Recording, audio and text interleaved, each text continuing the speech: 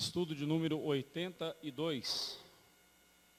Estudo de número 82. No Evangelho de Mateus, capítulo 18, do versículo 15 ao versículo 20. Mateus 18, 15 a 20.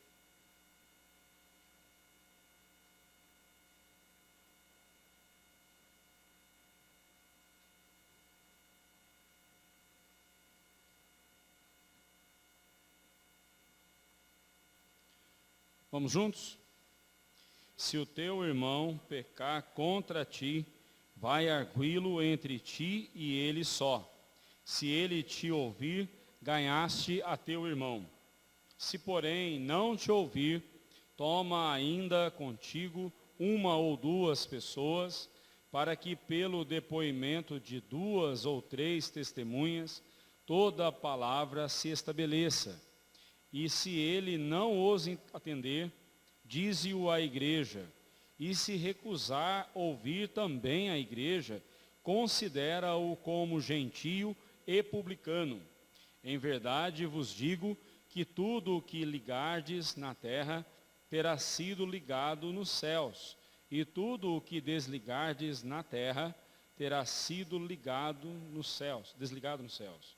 Em verdade também vos digo que se 2 ou 3 vós sobre a terra concordarem a respeito de qualquer coisa que porventura pedirem, ser-lhes-á concedida por meu Pai que está nos céus. Porque onde estiverem 2 ou 3 reunidos em meu nome, ali estou no meio deles. Senhor Deus e Pai, nós pedimos que o Senhor nos ajude a entender esse texto, também a praticá-lo, Senhor Deus. Eis para nós um texto difícil, que nós precisamos pôr em prática, e precisamos totalmente da Tua graça e do Teu Santo Espírito nos ajudando, para que o Teu nome seja glorificado em nossas vidas. Em nome de Jesus nós oramos. Amém, Senhor.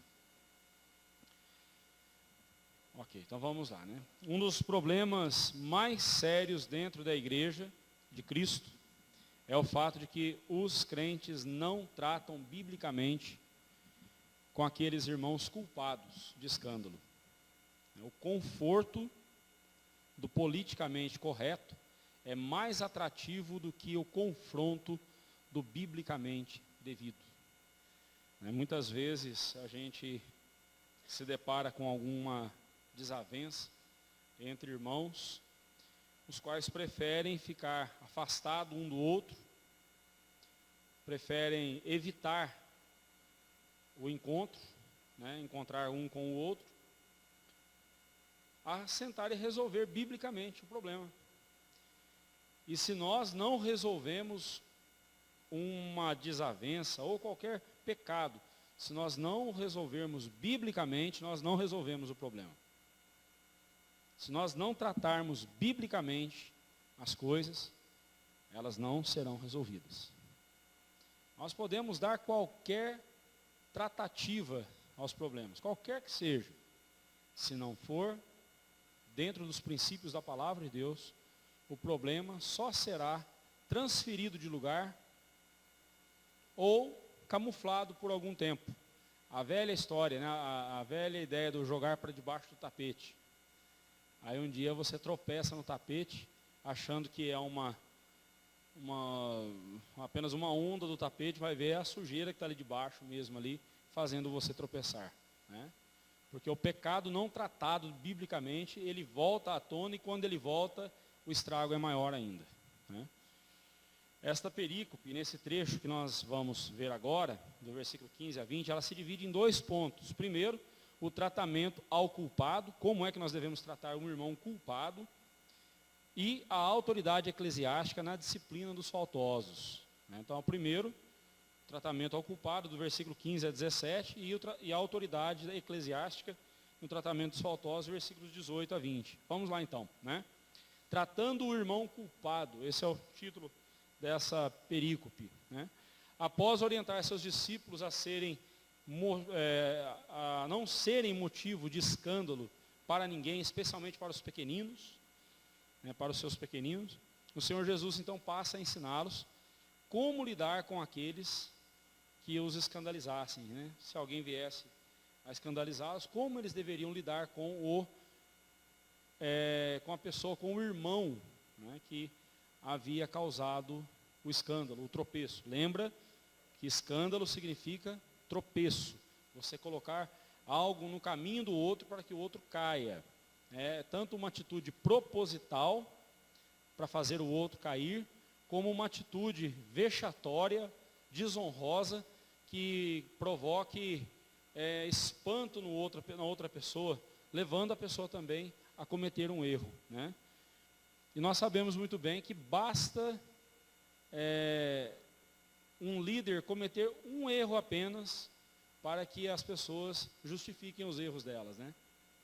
Um erro, um pequeno não, ou pode ser um grande erro de um líder, para muita gente é pretexto para eles cometerem os seus pecados, né? Então, por isso que a gente tem que tomar muito cuidado, não só a liderança, mas todos nós, todos os crentes, nós sempre temos alguém olhando para nós. Sempre nós seremos modelo para alguém. Sempre alguém se espelhará em nós para agir como um crente deve agir, né? Vamos em frente então, vamos lá. O tratamento ao irmão culpado, né? Como tratar o culpado, versículo 15 a 17, né?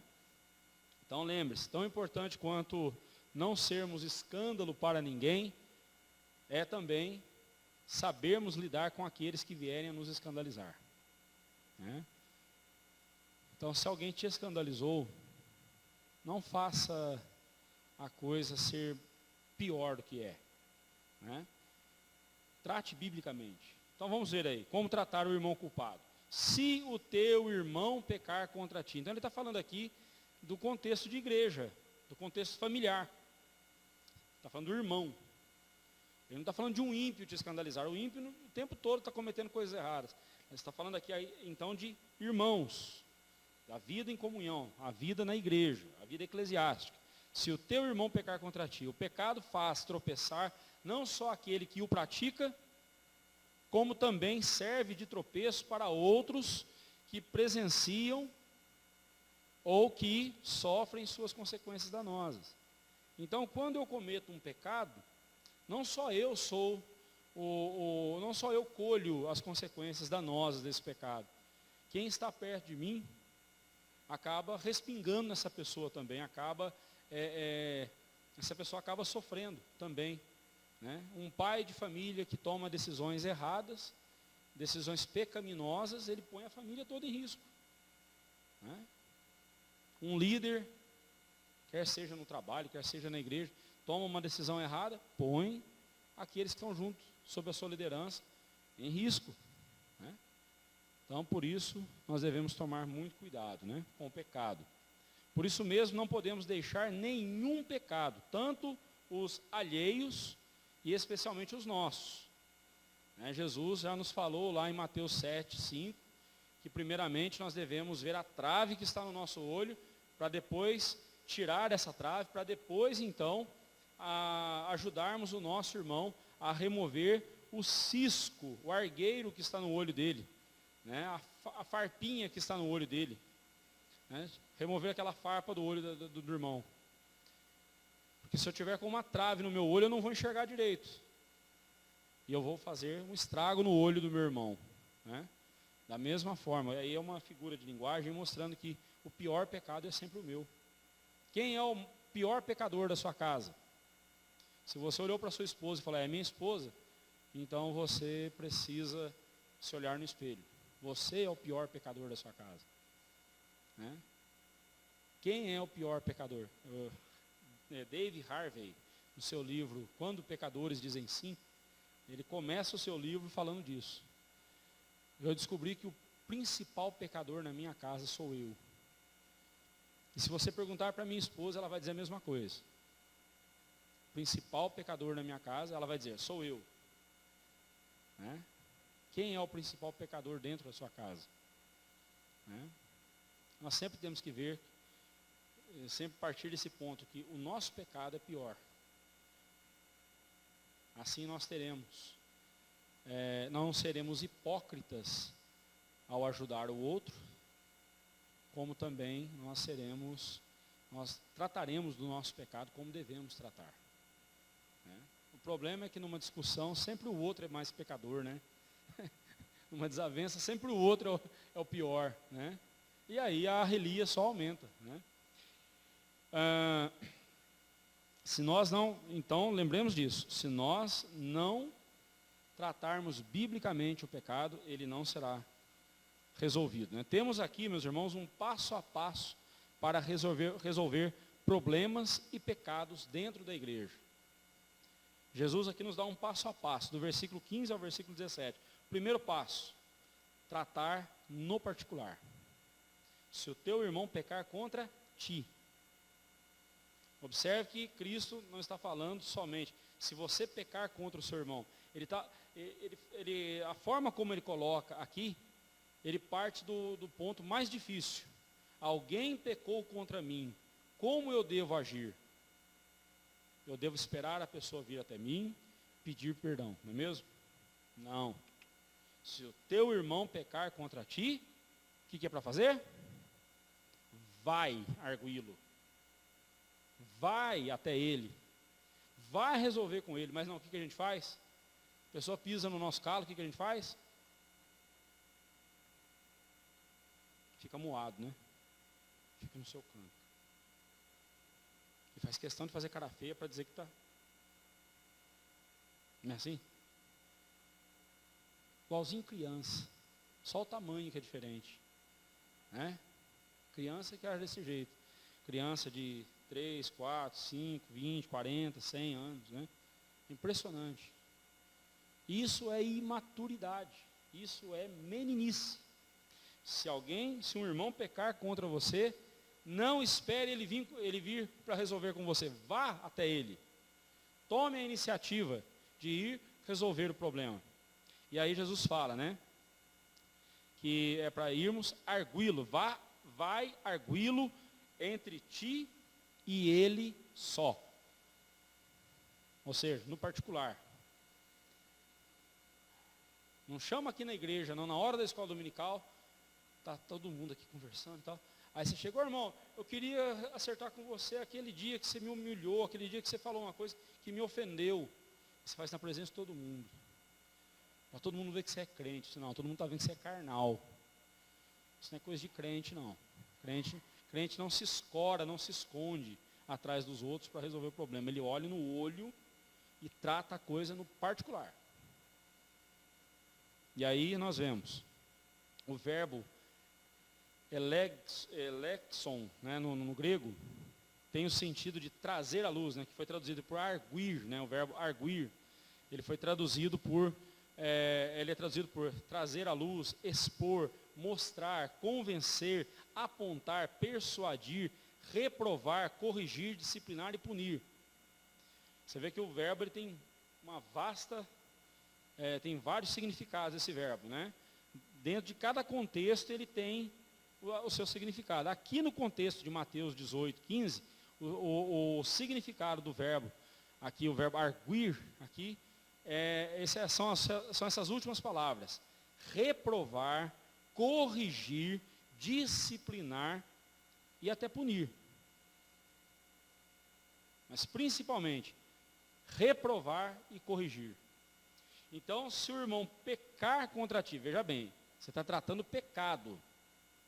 Agora, tenha certeza de que você está lidando com um pecado.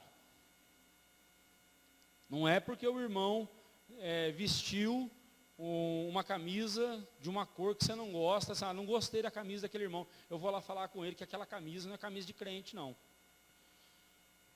Não é gosto pessoal, não. Eu vou falar para o irmão que eu não gosto do jeito que ele fala, ou do jeito que ela fala. O jeito dela, o jeito dele é um jeito muito secão, ela é muito secona. Só presta atenção. Jesus está falando aqui de pecado, ele não está falando de gosto pessoal, não. Você não tem que corrigir as pessoas, porque elas estão agindo diferente do jeito que você gosta. Tá certo? Não é por isso não. Isso não é pecado não. Um gosta de verde, outro gosta de amarelo, outro gosta de azul, outro gosta de roxo. Isso não é pecado. Isso não é pecado. Né? Então Jesus está falando aqui, se o teu irmão pecar contra ti, então tenha em mente, tenha certeza de que você está lidando com o pecado. Né? Aqui nesse texto, então vamos supor, eu ofendi a senhora, ofensa é pecado. Se eu fui grosso com a senhora, isso é pecado. Se eu menti para a senhora, e a senhora me pegou numa mentira, se puxa vida, o Olivar contou uma mentira para mim na cara dura, eu vou lá resolver com ele. Porque foi um pecado contra a senhora. Tá? Não se trata só de ofensas. Qualquer pecado, irmão. Qualquer pecado. Ah, mas o irmão não me dá bom dia quando ele se encontra comigo. Às vezes é porque ele é distraído. Agora, se ele passou por você, você olhou para ele, ele olhou para você, você deu bom dia para ele, e ele virou a cara e te ignorou, aí então nós temos aí um problema para ser resolvido. Tem que ser investigado para ver. Por que esse irmão agiu assim? Mas você não deve tomar nenhuma decisão, você não deve tomar nenhuma ação, se não for pecado. Ok? Aqui nesse texto a ideia de reprovar e corrigir, tá certo? Devemos tratar a questão trazendo às claras o pecado, mas para isso é preciso que realmente estejamos lidando com um pecado, e não com um melindre nosso, diante de uma situação em que não fomos agradados como esperávamos ser agradados. Ah, ninguém veio me dar os parabéns depois que eu fiz o pós-lúdio hoje. Né? Ensaiei a semana inteira e ninguém veio me dar os parabéns. Mas você tocou para quem? Você estava querendo a aprovação de quem?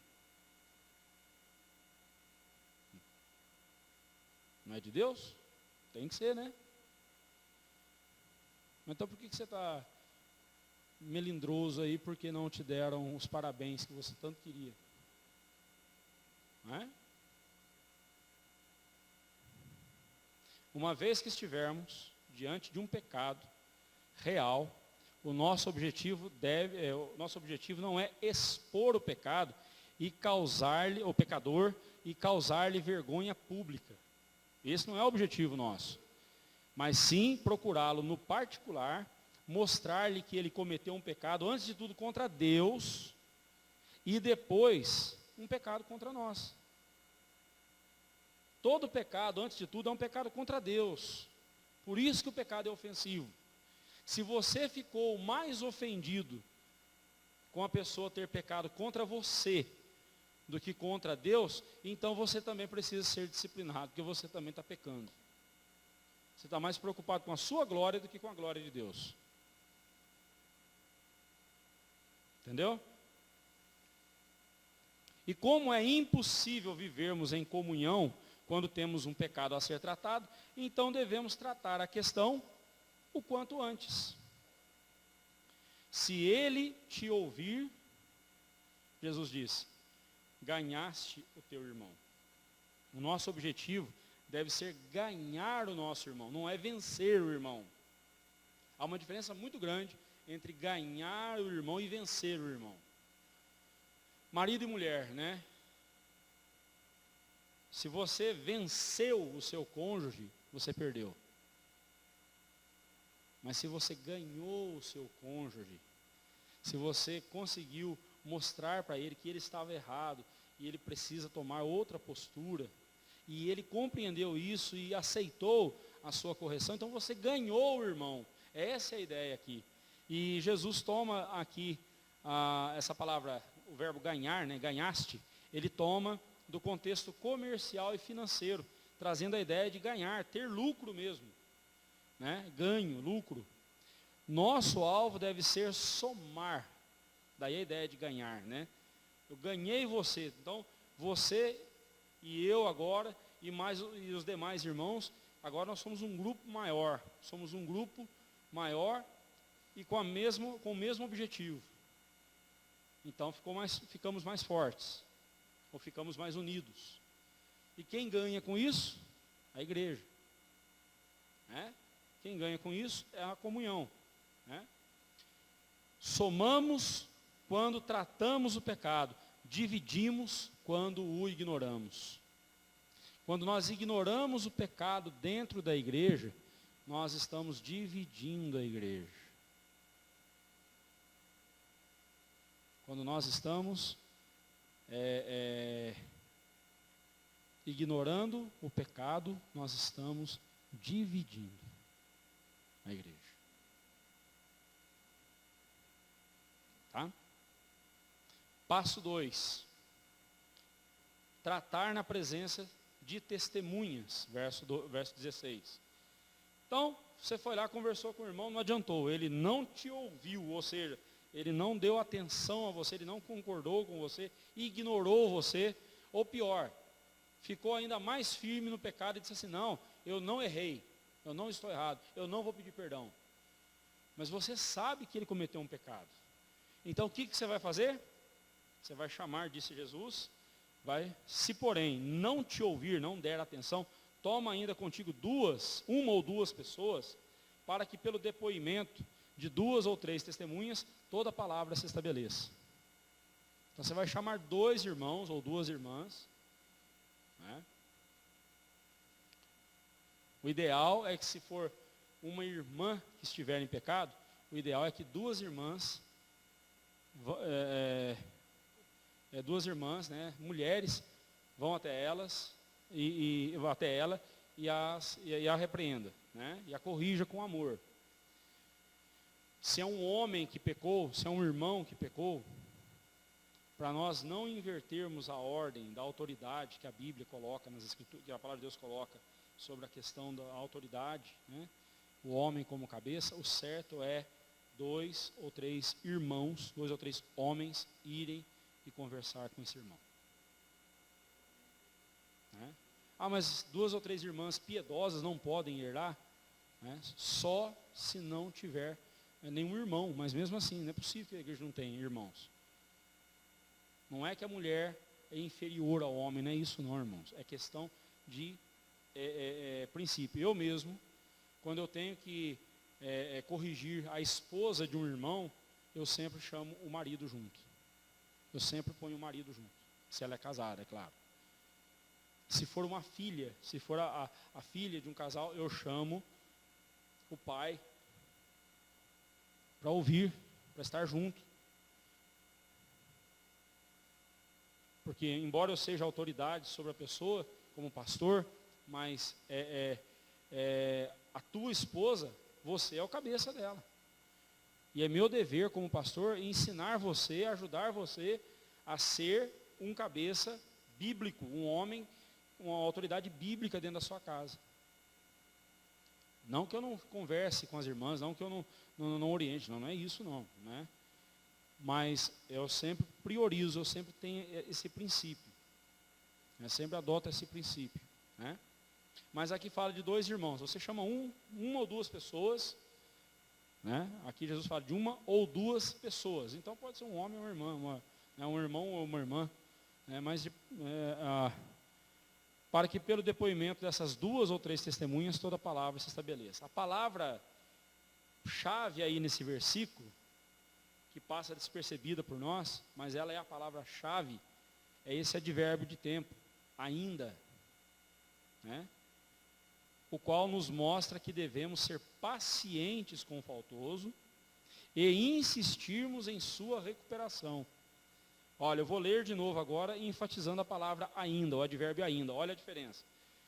Se, porém, não te ouvir, toma ainda contigo 1 ou 2 pessoas, viu só a diferença? Tenha paciência com esse irmão e dê a ele mais uma chance, ainda mais uma chance. É um processo. Ainda mais uma chance, dê a ele mais uma chance, né? Esse ainda traz essa conotação aí de que a nossa preocupação é a recuperação do irmão, A nossa preocupação não é botar ele logo para fora da igreja, não. Não é isso não, a nossa preocupação é restaurar o irmão, é vê-lo restaurado. Esse é o nosso objetivo, né? Neste momento, a presença de 2 ou 3 testemunhas é necessária, para que, primeiramente, tentar convencer o faltoso, mas não acontecendo isso, o depoimento dessas 2 testemunhas, né, 2 ou 3 pessoas, porque é você e mais 1 ou 2, né, será importante para que toda palavra se estabeleça, ou seja, tudo fique registrado de acordo com o que preceituam as Escrituras. Aí toda palavra se estabeleça, a palavra é a palavra de Deus, para que a palavra de Deus se estabeleça ali. Porque foi Deus quem nos mandou que nenhum processo deveria ser feito sem as devidas testemunhas. Ninguém poderia chegar acusando alguém sem testemunhas, sem ter alguém para testemunhar. Jesus mandou os seus discípulos de 2 em 2, porque o número mínimo para se estabelecer um testemunho era de 2 pessoas juntas, um confirmando o testemunho do outro.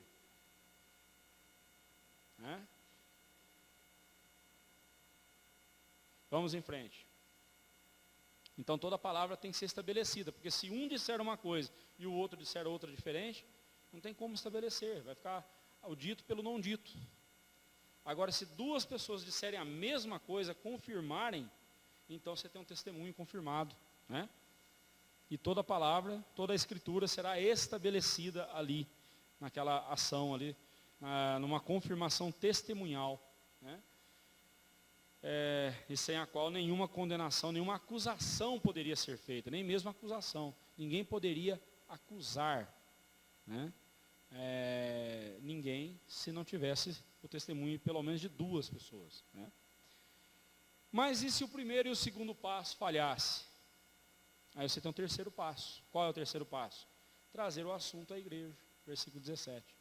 E se ele não os atender, novamente a ideia aí, né? Ouvir, atender, responder de forma positiva, né? Dize-o à igreja. E se recusar ouvir também a igreja, considera-o como gentio e publicano. Os verbos atender e recusar ouvir apontam para a rebeldia do faltoso. Rebeldia essa que o impede de ver e reconhecer o seu pecado. Observemos que o pecado dele avançou para outros pecados. Como diz lá no Salmo, né? Um abismo chama outro abismo, né? A princípio o pecado dele era contra outro irmão. Mas no momento em que as 2 testemunhas vieram e ele também não as ouviu, agora o pecado dele é contra o irmão e mais 2 testemunhas. E no momento em que ele não ouviu o irmão e as 2 testemunhas, então nesse terceiro passo agora o pecado dele é contra a igreja. Porque ele não ouve a igreja, ele não atende ao que a igreja diz. Ele está se recusando a se comportar como um cristão, como um membro da família de Deus. Ele está se recusando a isso. Então agora o pecado dele é contra a igreja toda. E pecando contra o corpo, você está pecando contra quem? A cabeça, que é Jesus, que é Deus. O pecado, quando não tratado logo no início, será um abismo chamando outro abismo. Pô, irmão, obrigado. Se você não tratar logo no início o pecado, o que vai acontecer? Ele vai piorar. Ele vai aumentar, ele vai envolver mais pessoas. Envolvendo mais pessoas, ele só trará mais problemas. Por isso é que o grande exercício do crente deve ser caçar pecados em seu coração. Uns chamam de ídolos, né? Os ídolos do seu coração.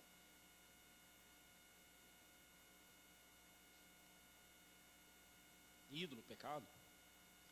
Você tem que caçá-los.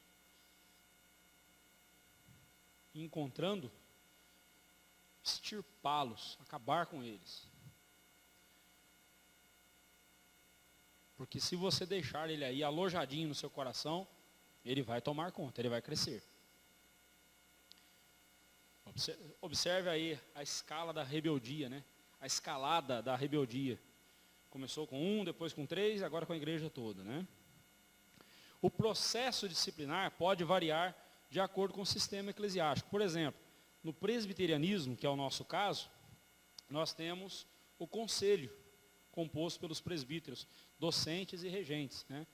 Os presbíteros docentes são os pastores e os regentes são os demais presbíteros, né? É o conselho da igreja. E num processo disciplinar, por exemplo, o Moisés e o Gilmárcio tiveram lá uma relia entre os dois. E aí, o seu Vander presenciou a cena. O seu Vander vem, conversa com os dois. Mas os dois não mudaram a atitude, continuam do mesmo jeito. O que o seu Vander vai fazer? O seu Vander vai trazer o assunto para o conselho.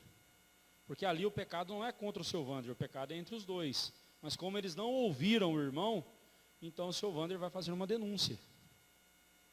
Ele foi lá, conversou, não adiantou, os dois estão brigados do mesmo jeito. Então cabe ao seu Vander fazer o quê? Trazer o assunto ao conselho. Mas como que o seu Vander vai fazer isso? Ele tem que lavrar um documento.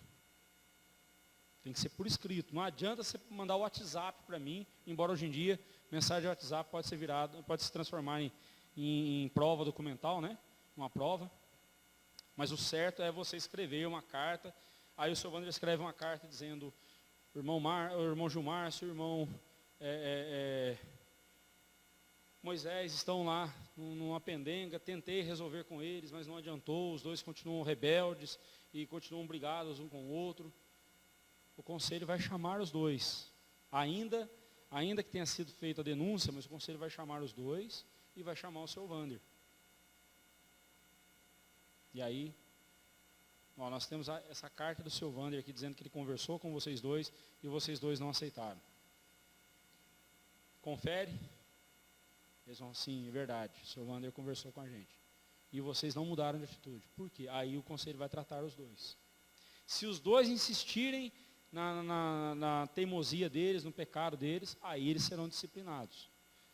Aí sofrerão uma disciplina. Né? Oi? Se não escrever, eu não recebo. Ninguém escreve. Não escreve. A covardia é uma coisa impressionante, né? Dentro da igreja a gente vê isso. Só que se você um dia chegar para mim falando isso, falando de alguém, e você, vamos supor essa situação, esse caso hipotético que eu levantei aqui. Se o seu Wander vier falar comigo, só pastor, mas eu não vou escrever carta nenhuma não. Você, como não, irmão? Peraí, então o irmão está sendo, é uma calúnia isso que o irmão está fazendo. Eu não posso, na igreja presbiteriana, na nossa Constituição, que reflete o que a Bíblia diz, não podemos iniciar nenhum processo disciplinar sem denúncia formal, por escrito.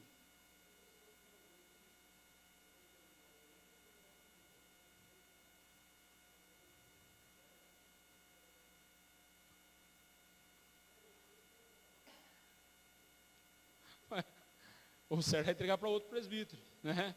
Entregar para outro presbítero e o assunto vir para o conselho. Agora, se o sistema de uma igreja for congregacional, como por exemplo a igreja batista, né? Ela é a assembleia que resolve. Tem o pastor que é o presidente da assembleia, tudo mais tal, mas o irmão faltoso, ele é trazido à frente de toda a igreja, todos os membros da igreja, né, os membros batizados ali, né, então participam daquele momento. Eu só acho que com essa questão da legislação, talvez eles tenham mudado e somente membros maiores de 18 anos participam desse tipo de assembleia, me parece, né? Eu não tenho certeza, mas pela lei tem que ser maior de 18 anos.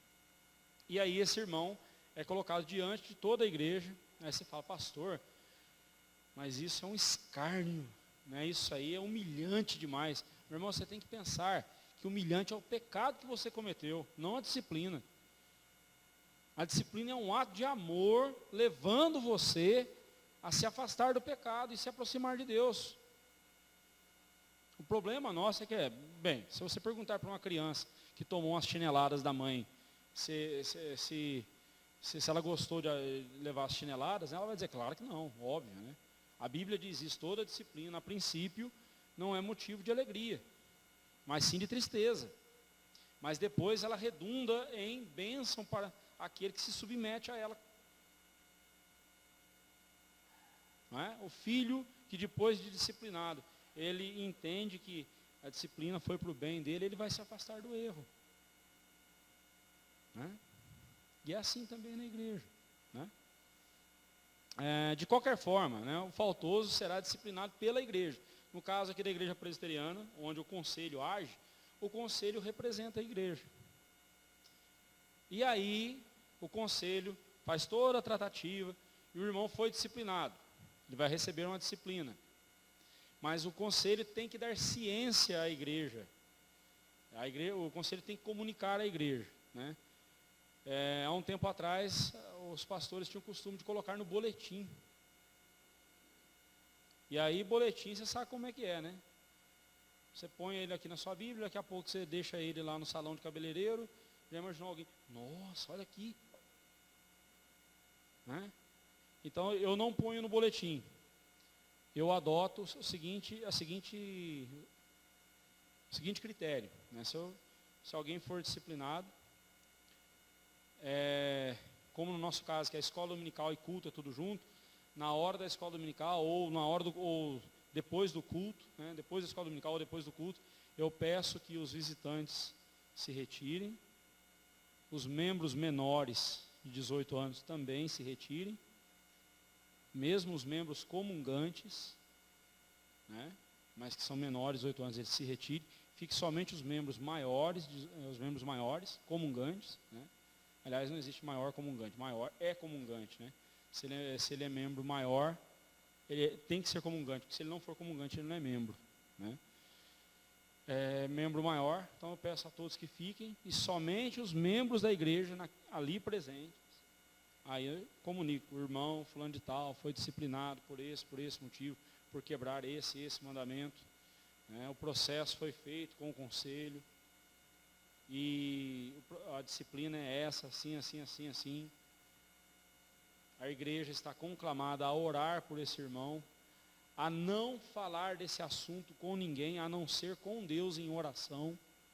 Se você tiver alguma dúvida sobre isso, sobre a disciplina desse irmão, venha conversar comigo ou com algum dos presbíteros. Porque o nosso objetivo não é expor o irmão, não é escarnar o irmão diante de todo mundo. Não, o nosso objetivo é restaurar o irmão. E eu digo para os irmãos que, com todo esse cuidado, a coisa mais difícil que tem é o disciplinado ser restaurado. É a coisa mais difícil. Porque geralmente quem cai, quem comete um pecado passivo de disciplina, geralmente ele não está nem aí para a vida cristã. Ele está interessado no status que a igreja pode dar a ele. O status de cristão, de religioso e tudo mais. Mas ele não está nem aí para a vida cristã. E quando ele é disciplinado, ele fica doído, magoado, e aí ele se afasta. Né? E às vezes também o conselho extrapola também, pisa na bola também com a pessoa. Né? Então por isso que a gente tem que tomar cuidado e seguir o passo a passo bíblico. Né? E fazer isso com amor. Ok? Vamos lá. Mas o que quer dizer aí a expressão? Considera-o como gentio e publicano. Esse irmão que foi disciplinado e não ouviu nem você, não ouviu as testemunhas, não ouviu nem a igreja e continua rebelde ali. Como é que Jesus fala? Se ele se recusar a ouvir também a igreja, considera-o como gentio e publicano. O que quer dizer isso? O Senhor Jesus está dizendo que o faltoso, rebelde e arrogante está dando provas de que ainda não é um convertido de fato, tal como os gentios e publicanos que não eram considerados do povo de Deus. Ele está agindo como um ímpio, é isso que Jesus está falando. E se ele está agindo como um ímpio, ele não está ouvindo a igreja, ele não está vendo que a igreja está fazendo isso para o bem dele, então se ele está agindo como um ímpio, como é que você trata uma pessoa assim? Como um ímpio. Ele vai ser afastado da comunhão, porque não faz sentido algum uma pessoa que não ouve o que a igreja tem a dizer para repreendê-lo, para o bem dele, e ele não ouve, ele não atende, ele permanece rebelde, não faz sentido algum essa pessoa participar da ceia do Senhor. A ceia que mostra que nós estamos em comunhão uns com os outros e com Jesus. Como é que eu digo que eu tenho comunhão com você, se eu não ouço o que você tem a dizer? Se eu estou pouco me lixando do que você está falando, que a igreja está dizendo, você está dando provas de que você é um ímpio, que você nem convertido é. Pastor, mas o coração da pessoa, só Deus conhece. E é verdade, ainda bem, graças a Deus. Estou tentando conhecer o meu, imagina eu querer conhecer o seu coração. Mas eu não estou julgando o seu coração, eu estou julgando a sua atitude. E a sua atitude eu posso julgar, irmão. Porque a minha atitude você pode julgar. Quando eu falo atitude, estou falando de palavras e ações. A sua atitude é a atitude de um ímpio. Entendeu? Não faz sentido esse irmão participar da comunhão, da ceia do Senhor, né? E também ter privilégios como os demais membros fiéis. Aqueles membros que estão, apesar de pecadores, mas estão ali lutando para permanecer na presença de Deus, para serem obedientes a Cristo. Não faz sentido esse irmão, esse rebelde ser tratado como irmão e ter os privilégios que os irmãos têm. Esse é o grande problema nosso. A gente faz as pessoas pensarem que a igreja precisa deles. E é justamente o contrário, irmãos. Somos nós que precisamos da igreja. Eu preciso da igreja. Não é porque eu sou pastor e o meu sustento vem da igreja. Não é por isso, não. Eu preciso da igreja, porque se eu estiver sozinho nesse mundo, vivendo sozinho nesse mundo, vai ser insuportável. Pergunte para quem se mudou para outro país e lá ele não encontra uma igreja por perto. Vai lá, pergunta para esse irmão.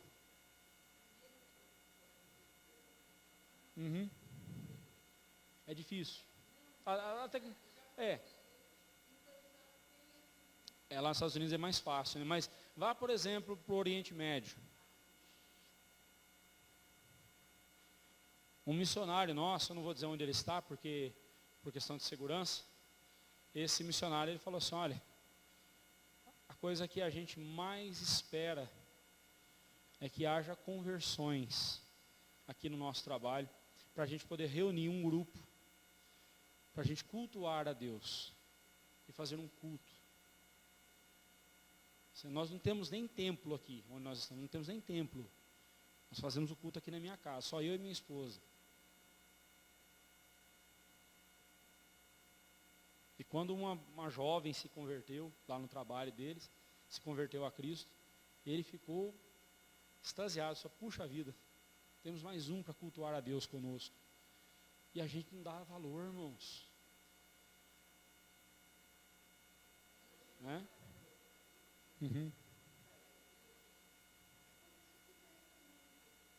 A nossa igreja, não é?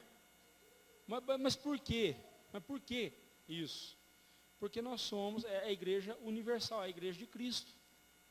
Isso é maravilhoso. Agora, como é que você vai tratar alguém que não dá valor a isso, que não se importa?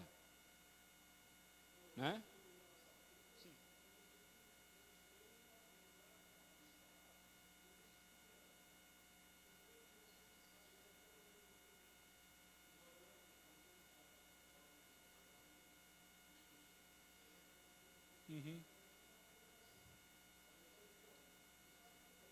Olha.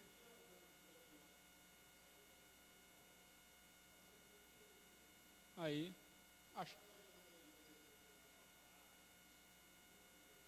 Vou para minha. Olha aí. Agora, você vê como que é importante isso, irmãos? Agora, tratar esse faltoso como gentio e publicano não significa impedi-lo dele entrar na igreja. Não. Você impede um ímpio de entrar na igreja? Não podemos impedir esse irmão. Esse faltoso, né? Nós não podemos impedi-lo. Ele pode frequentar a igreja. Mas a gente chama um ímpio que está visitando a igreja, a gente chama ele para orar em público. Né? Quando eu mudei para cá, com a minha família, nós viemos aqui para a igreja, eu não conhecia todo mundo, eu ficava apurado. Assim, meu Deus, vai que eu convido um visitante, o cara nem crente é, eu convido ele para orar. Aí eu chegava no só Edson, só Lair, falava assim, quem é? Todo mundo aqui da igreja é, então tá bom. Aí eu ficava mais tranquilo. Né? Você não convida um ímpio para orar. Né? Isso não vai acontecer igual aquela história, né, do pastor recém-chegado na igreja, né? Aí ele pede, não conhecia ninguém, teve um momento das ofertas, aí ele, vamos orar com o nosso irmão, aí, senhor, e era um visitante, né? Por favor, irmão, agradeça as ofertas, os dízimos, as ofertas. O cara levantou, valeu, hein, galera, valeu, hein, agradeceu. Então, para não acontecer isso, né? Mas aí você tem esse faltoso, esse irmão faltoso. Você não pode tratá-lo como um irmão fiel, porque ele se recusou a te ouvir. Até nesse estágio dramático e drástico de disciplina, o objetivo deve ser o exercício da misericórdia. Por quê? Qual é o objetivo com tudo isso? Para que esse irmão seja ferroado em sua consciência e fale assim, puxa vida, que besteira eu estou fazendo, que pecado eu estou cometendo. Né? Aí ele, ferroado em sua consciência, ele busca a Deus, pede perdão a Deus, reconcilia-se com a igreja e vai em frente. Esse é o objetivo. Quando um pai corrige um filho, quando um pai puxa a cinta ali e dá uma cipuada no menino, né, depois de dar todo o processo, ensinou, averiguou se o menino entendeu, né? Não é só chegar batendo, não, irmão, não é desse jeito também não. Você tem que ver se o menino entendeu.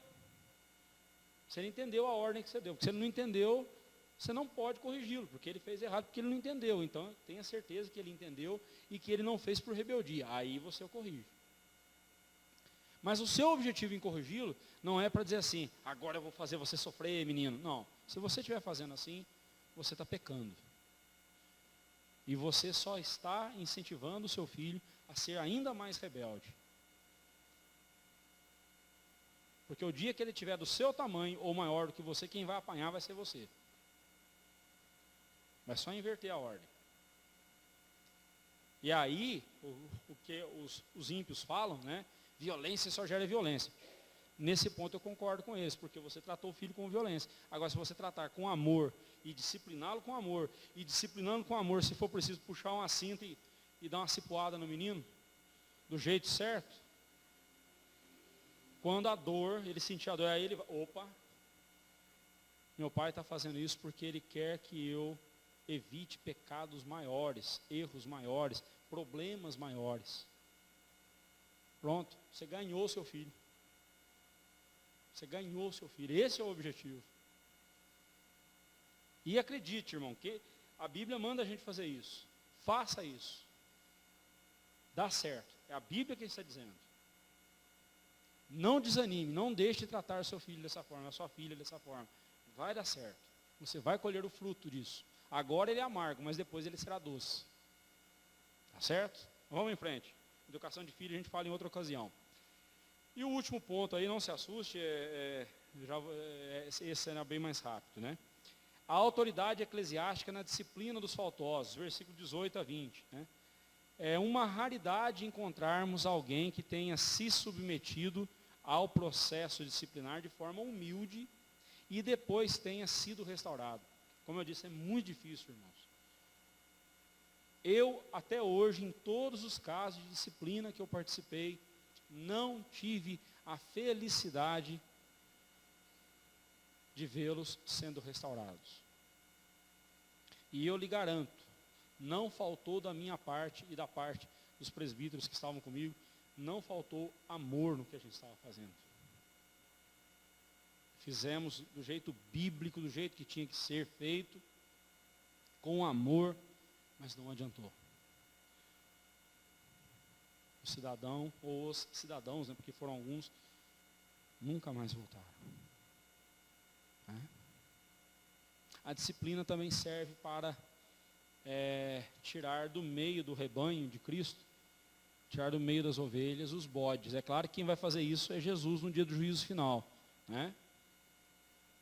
Mas se o sujeito já está mostrando que é bode desde já, então é melhor que saia mesmo, né? Melhor que saia mesmo, tá?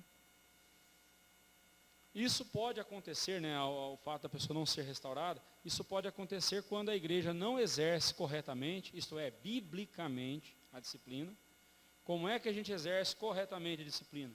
Se nós estamos exercendo de forma bíblica. Tá? De forma bíblica. Do jeito que a Bíblia manda. Porém, é muito mais comum a rebeldia do faltoso ser o motivo pelo qual ele não é restaurado após o processo disciplinar ter acontecido. Quanto à postura rebelde do faltoso, nada podemos fazer, mas quanto ao exercício da autoridade, podemos, desde que o façamos de forma bíblica, né? E é disso que se trata esses versos aqui agora. Jesus diz assim: em verdade vos digo, né? Com essas palavras, Cristo põe a questão da disciplina como algo extremamente importante. João Calvino diz que uma das marcas da igreja verdadeira é a disciplina. É o exercício da disciplina. Tanto a disciplina instrutiva, quanto a corretiva. Por exemplo, hoje vocês estão recebendo a disciplina instrutiva. Vocês estão recebendo a instrução da palavra de Deus, instruindo o coração de vocês, e isso é um ato de disciplina. Com isso, se vocês porem em prática, se nós pormos em prática o que estamos aprendendo aqui, nós evitaremos muitos pecados e muitos problemas. Isso é disciplina. A disciplina não é só corretiva, ela também é instrutiva, né? É deplorável como muitas igrejas, muitas vezes, ignoram a disciplina. A igreja de Cristo muitas vezes ignora a disciplina, tanto a instrutiva quanto a corretiva. Esta última ainda mais, né?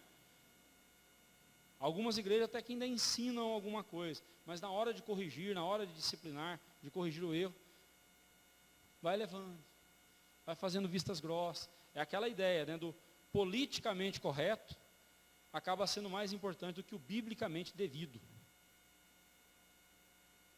Nosso objetivo não deve ser os sermos politicamente corretos. Nosso objetivo deve ser sermos biblicamente corretos. É isso que nós devemos ter como alvo, tá? Tudo o que ligares na terra terá sido ligado nos céus, e tudo o que desligares na terra terá sido desligado nos céus. Verso 18. Esse ligar e desligar, a terra e céu aí, devem ser entendidos à luz do versículo 19. O versículo 19 explica o verso 18. Em verdade também vos digo que se dois dentre vós sobre a terra concordarem a respeito de qualquer coisa que porventura pedirem, ser-lhes-á concedida por meu Pai que está nos céus. Este versículo, que é tão deturpado, especialmente pelo meio, pelo neopentecostalismo, né? Irmão, tudo que nós pedirmos a Deus, nós vamos receber. Mas vamos lá, dona Miriam, eu vou orar, a senhora concorda comigo. Se a senhora concordar, aí Deus vai nos abençoar. Senhor, eu preciso de uma BMW 2018, 0 km. Concorda, irmã? Concorda, irmã? Amém, eu concordo. Né? Então aí, agora é só esperar a bênção chegar. Isso é um absurdo, meus irmãos. Isso chega a ser até blasfemo. Né? Primeiramente porque esse versículo, ele refere-se à questão da disciplina. O contexto aí é contexto de disciplina. Se uma igreja, quer por meio de uma assembleia, ou quer por meio de um conselho, aplicar a disciplina a ponto de excluir da comunhão né, desligar da comunhão, uma pessoa que se recusou submeter à disciplina, disse Jesus: o meu Pai que está nos céus atenderá. O que nós desligarmos aqui terá sido desligado no céu. Não quer dizer que o sujeito vai para o inferno, não é isso não. O que nós fizermos aqui, de acordo com as Escrituras, estabelecido pelas Escrituras, conforme está aqui no verso 16, né? Se nós fizermos tudo de acordo com as Escrituras, Deus concordará. É isso que Jesus está dizendo aqui. Se toda a nossa atitude aqui, disciplinar, estiver de acordo com as Escrituras, Deus concordará. Deus aprovará. Isso, justamente. Justamente, Deus vai aprovar aquela disciplina. E não adianta o sujeito espernear e dizer assim: eu vou levar a igreja na justiça comum, na justiça lá fora, no tribunal, vou processar a igreja porque eu fui humilhado, danos morais, não sei o quê. Vai com Deus. Isso, vai lá, vai fundo. Né? Com Deus ele não vai não, né? Vai lá. Pode ir. E possivelmente ela até vai ganhar a causa. Possivelmente. Né? Possivelmente. Eu vou aqui dizer com todas as letras, porque a coisa não está para brincadeira. Né? Se nessas eleições, qualquer partido de esquerda, especialmente o PT, vencer, nos preparemos para o que virá depois contra a igreja. Não tenho dúvida alguma. Em 2002, quando Lula estava concorrendo à presidência, já havia todo esse programa aí sendo descrito, e todo mundo fala: isso é exagero, imagina que Lula vai fazer isso. O PT fez tudo o que ele programou. Fez. Dividiu o Brasil em vários países, né, vários grupos. Pôs um contra o outro. Arrebentou com o país. Pega o manifesto comunista, você vai ver. Esse é um dos passos. Você dividir a nação, pôr a nação um contra o outro. Está lá. Está no DNA do comunismo isso. Muito pior. Né? E aí, não duvido que vai chegar ao ponto de que leis como, por exemplo, pastores terão que fazer casamento de homossexuais. Eu vou para a cadeia, irmão. Vocês vão me visitar na cadeia, mas eu não faço. Não faço. Eu tenho dificuldade de fazer de divorciados, que pior eu vou fazer de homossexuais.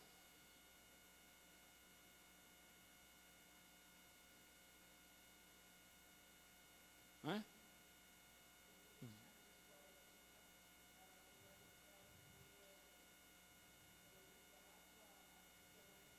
Sim.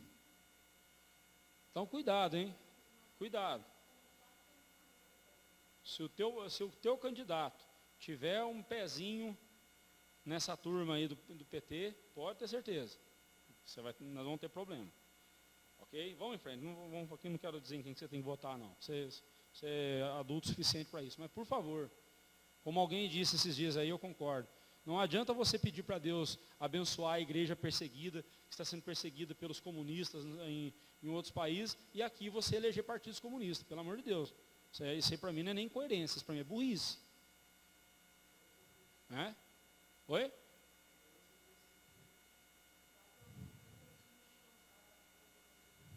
É.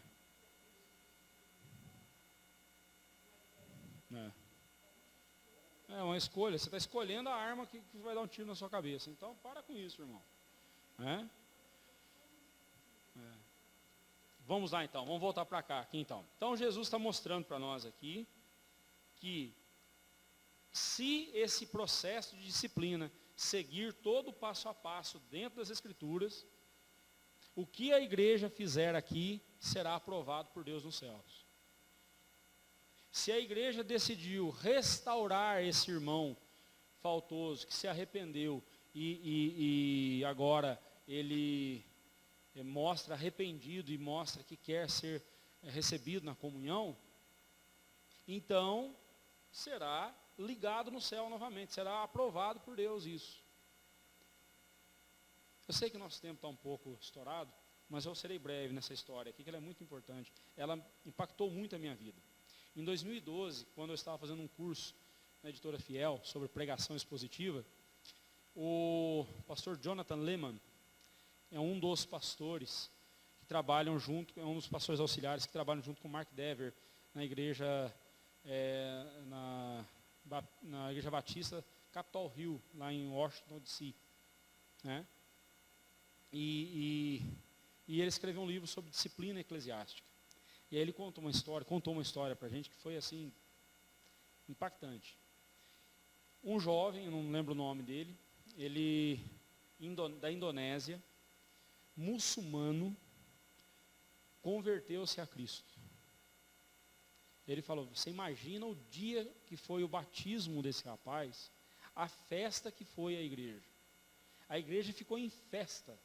Um muçulmano agora convertido a Cristo Jesus. Mas a igreja ficou muito feliz, né?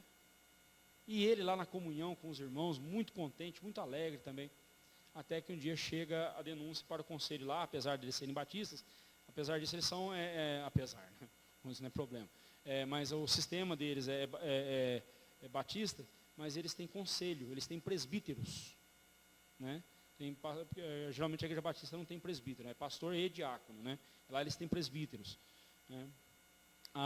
Aí chegou a denúncia para o conselho de que esse rapaz estava ilegal nos Estados Unidos. Opa! E aí? Nós vamos manter na comunhão alguém que está cometendo um crime? É um crime isso. Ele está ilegal no país. E aí chamaram ele, e eles são de fato, eu estou ilegal mesmo no país, eu estou aqui clandestinamente. Mas o que falta para você? Não, falta eu pagar algumas taxas, assim, sensado e tal, e eu creio que mais 3, 4 meses eu resolvo a questão. Se você tem o dinheiro para isso, não tenho. Então a igreja vai dar o dinheiro para você.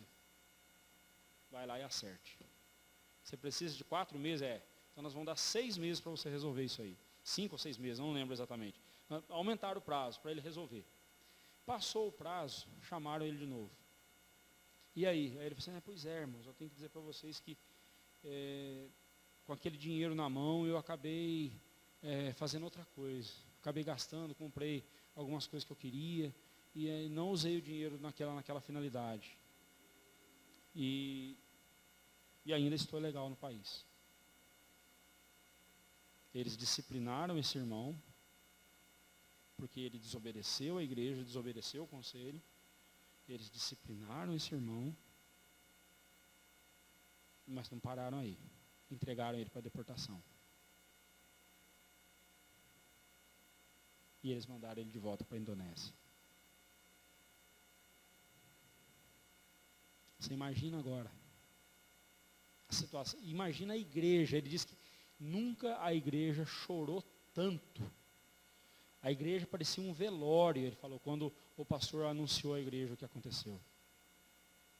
Mas ele foi deportado para a Indonésia. 2 anos se passaram. E esse irmão manda uma carta, dizendo, por favor, irmãos, eu estou arrependido do que fiz, do pecado que eu cometi contra a igreja. Se os irmãos quiserem, eu vou ressarcir os irmãos do dinheiro que eu fiquei, que era da igreja. Eu vou ressarcir os irmãos, vou trabalhar aqui, vou juntar o dinheiro e vou mandar para vocês. Mas eu só peço uma coisa aos irmãos, não peço que me levem de volta para os Estados Unidos, porque não podia mais, né? Eu só quero uma coisa. Eu quero ser recebido na comunhão da igreja aí novamente. Eu quero saber que o meu nome consta no rol de membros dessa igreja. Eu sei que eu não vou mais participar de uma ceia com vocês, não estarei mais com vocês aí, mas eu quero ser membro dessa igreja. Eu preciso saber que ainda sou membro de uma igreja, porque aqui eu não tenho igreja nenhuma. O que você faria? O que o senhor faria, seu Lair, como presbítero? Restauraria o irmão, embora ele não estaria presente para ouvir isso, mas ele foi restaurado. E quando quando foi lida a carta diante da igreja, a igreja toda chorou. E a igreja concordou lá, é a igreja que decide, né? A igreja decidiu então recebê-lo. Restaurá-la a comunhão. Mas não parou aí, porque Deus sabe o que faz. Se ele quisesse ser, o pastor Jonathan Lema falou assim, se eu quisesse evangelizar a Indonésia, qual seria o processo? Eu teria que aprender a língua. Primeiro eu teria que fazer um curso teológico, em média 4, 5 anos. Depois mais um curso de cultura da Indonésia, mais uns 2 anos pelo menos. Depois eu teria que passar mais um ano lá, para conhecer mais ou menos, aí depois ir definitivo. Quer dizer, o processo todo não ia demorar menos de 10 anos. Em menos de 10 anos, eu não conseguiria me instalar na Indonésia, eu, gringo, pregando o evangelho para eles, com todo o choque cultural, com toda a dificuldade. Quer dizer, se eu tivesse, eu ia levar pelo menos 10 anos para estar lá. Só que Deus é perfeito, Deus sabe o que faz. Esse rapaz começou a pregar o evangelho, aí ele começou a mandar relatórios para a igreja. Irmãos, nós já temos aqui na minha casa um grupo de 15 pessoas que eu estou evangelizando, que aceitaram a Cristo como Salvador, abandonaram o islamismo e agora são cristãos. Que lá na Indonésia ainda é um pouco mais branda essa questão da perseguição, né? E ele começou a evangelizar os parentes. E aí o pastor Jonathan Lema falou assim, olha, nós temos uma congregação na Indonésia hoje, na época tinha em torno de 150 pessoas. Ele falou, com um missionário de lá, que conhece a cultura, que sabe como chegar nas pessoas, que não precisou aprender a língua porque ele já sabia, não precisou fazer cursinho de cultura indonésia porque ele já conhece a cultura, e está lá pregando o evangelho. Aí ele falou, agora eu rebobino a fita um pouco, eu retrocedo e fico imaginando, se nós tivéssemos tido dó dele, e não deportado ele, e não ter entregue ele para deportação, e nem disciplinado ele. E aí? Então a gente tem que parar de achar que a gente sabe mais do que Deus.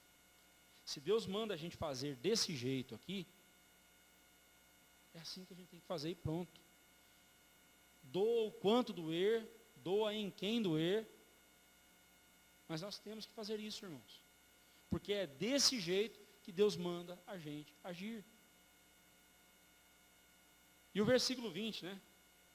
Encerrando aí, versículo 20, também muito mal interpretado, assim como os outros ali que são mal interpretados, né? O versículo 18 e 19. O 20 também é muito mal interpretado. É muito comum a gente fazer uma reunião de oração e aparecer 2, 3 irmãos e a gente falar assim, né? Vamos começar só nós mesmos aqui, porque afinal de contas, onde estiver 2 ou 3 reunidos, Jesus estaria com a gente, não é mesmo? É claro, irmão, Jesus não precisa nem de 3 reunidos. Lá em Isaías 57, 15, ele fala que ele habita com contrito e abatido de espírito. Ele não falou que ele habita, né, com uma multidão apenas, ele habita com contrito, um indivíduo, um só.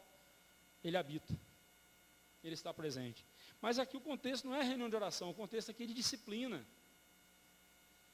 Na sinagoga judaica, pelo menos naqueles tempos, para se formar um grupo ali para exercer a disciplina, para corrigir algum erro, era necessário no mínimo 10 anciãos, ou 10 judeus ali, adultos, para decidir a questão. 10, né?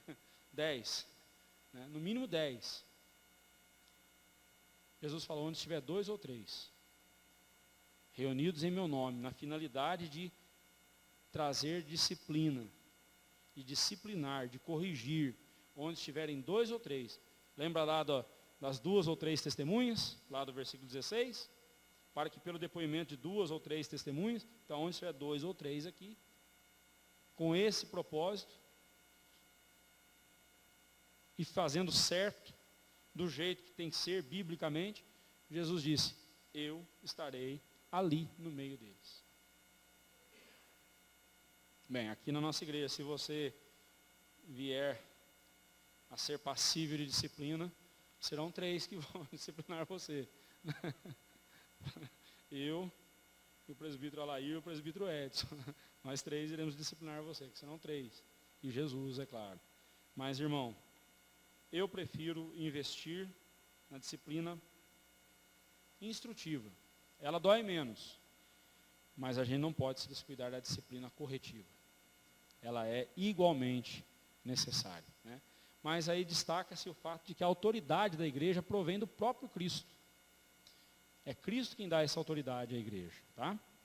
Aplicações práticas para nós. Tratando de conflitos e pecados dentro da igreja, precisamos agir, primeiramente, com discrição. Nosso objetivo não é expor ao vexame os faltosos, mas ganhá-los, faltou um S ali, né?